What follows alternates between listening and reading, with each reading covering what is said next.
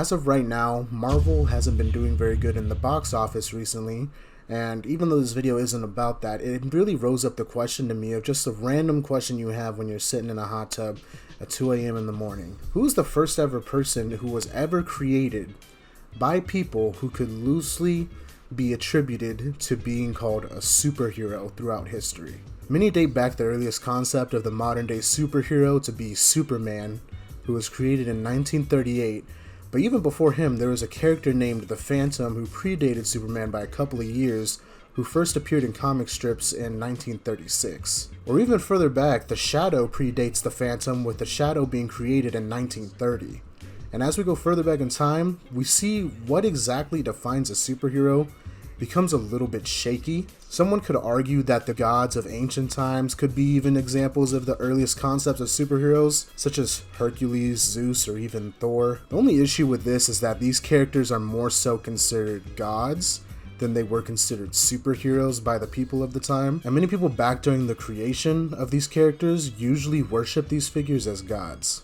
As a result of that, some historians award a bizarre character in the 19th century known as Spring-Heeled Jack as being one of the earliest concepts of the superhero.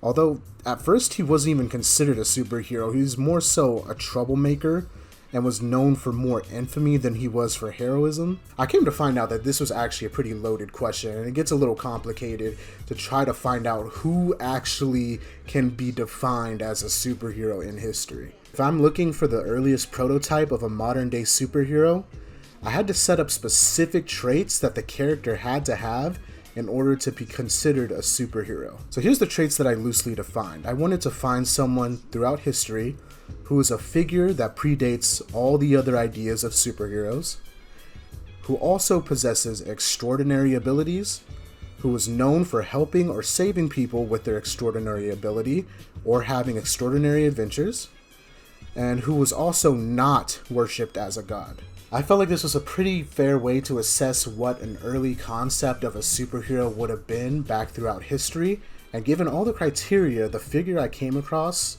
is someone you may or may not have heard of before. The person who I think fit this criteria the best is the man, the myth, the beast, the animal, the legend, Enkidu. For those of you who are wondering, Enkidu is a character back from the Legend of Gilgamesh, or the Epic of Gilgamesh, which dates all the way back to around 2100 BC in ancient Mesopotamia, so we're going pretty far back for this one. In order to understand the role of Enkidu in the story, we first have to understand the role of the main character in the legend, named Gilgamesh.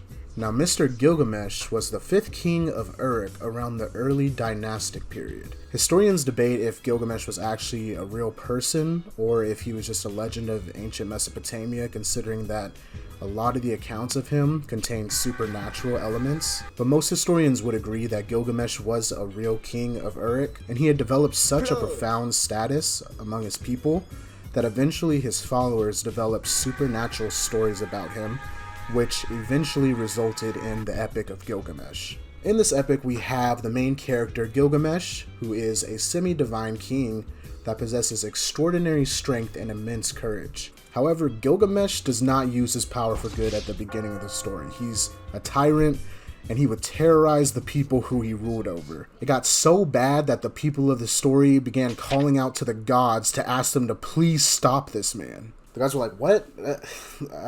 Alright, I guess so. As a result, they created a half-man, half-beast type creature named Enkidu. Now, Enkidu was designed to match the strength of Gilgamesh and be his rival. The idea was that he would eventually go up against Gilgamesh and then probably put him in his place or something like that. For a while though, Enkidu was kind of perfectly fine chilling in the wilderness though with the rest of the animals and just living his best life, so like, he was cool. He's cool. Eventually, Gilgamesh hears all the hype about this dude named Enkidu who's just chilling in the wilderness and orders a woman to go out there to see what's up, because if this guy's supposed to be a problem, then he wants to know what's going on. So the woman goes out to the wilderness and then finds Enkidu and she actually ends up liking Enkidu and spending more time with him. During this time, Enkidu becomes more civilized, and he learns how to better interact with humans instead of just being with animals. After a while, the woman decides to lay all the exposition on Enkidu and tell him what's going on with Gilgamesh back over at Uruk. And then after Enkidu learns all the exposition about what Gilgamesh has been doing to his people back at Uruk,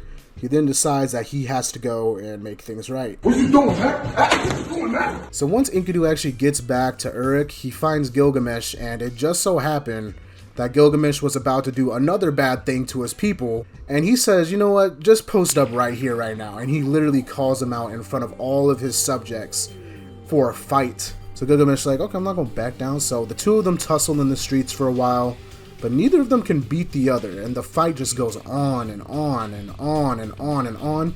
Eventually, it just ends in a draw. However, this fight is actually a huge turning point in this story, because Gilgamesh was, for the first time in his life, humbled by the fact that there was someone who had an equal amount of strength to him that desired to do good in the world. As a result, the two of them, Gilgamesh and Enkidu, became best friends. They both developed a lot of respect for each other, and as a first order of friendship, they would go to find the Humbaba, a fire-breathing guardian within the pine forest. Mission accomplished. They beat the Humbaba together.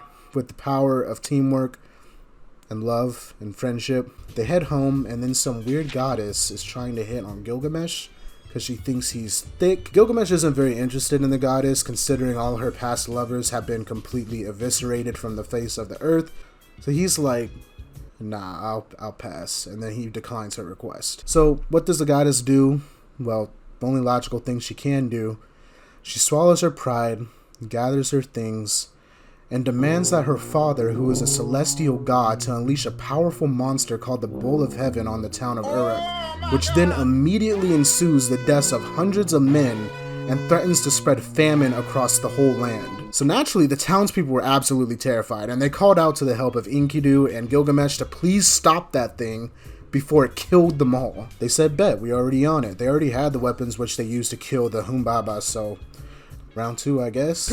After whacking around the bowl a few times, they both were able to successfully defeat it with the power of friendship and love and teamwork. But this made the gods like really mad. Like, they were mad. They were like, how dare you defend yourself from our massive deadly creatures that we sent to attack you. So they were petty and inflicted Enkidu with a deadly illness that cannot be cured as a punishment. And since life isn't fair, later on Enkidu did pass away within the arms of Gilgamesh, who then went on to mourn his passing. And although this isn't the end of the story for Gilgamesh, this is sadly where the story ends for poor Enkidu.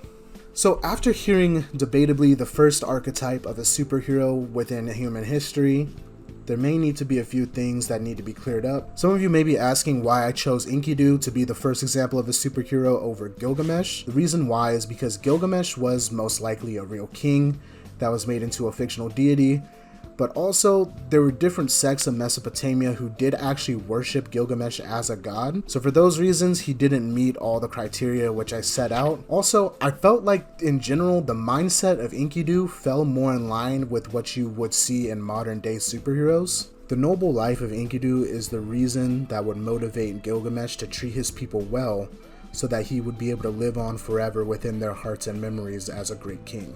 That's why I think Enkidu is just the greatest fit for the position of the first superhero we have in recorded history.